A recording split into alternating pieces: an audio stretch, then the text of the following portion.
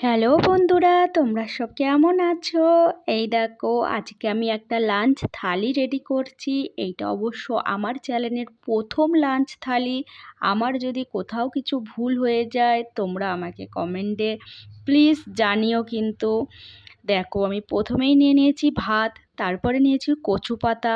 এই কচু পাতাটা আমি কালো জিরে দিয়ে, পেঁয়াজ দিয়ে, রসুন দিয়ে ঝাল ঝাল করে তৈরি করেছি। তারপরে নিয়েছি আলু মাখা, এইটা আমি শুকনো লঙ্কা ভেজেই তৈরি করেছি। তারপরে নিলাম ইলিশ মাছ। ইলিশ মাছটা আমি সর্ষে দিয়ে মাখা মাখা করে তৈরি করেছি। আর তারপরে নিলাম ডিমের তরকারি। ডিমের তরকারিটা আমি একটু পাতলাই করেছি। এইটা নর্মালি পেঁয়াজ আদা রসুন দিয়ে করেছি, তবে আমি আলু দিইনি। তারপরে দেখো, আমি নিয়েছি মাছের তেলের বড়া। আর এই মাছের তেলের বড়াটা আমি বেসন, আদা রসুন আর পেঁয়াজ দিয়ে তৈরি করেছি। এই বড়াটা খেতে না খুব ভালো লাগে। আমার তো অবশ্য খুব ভালো লাগে।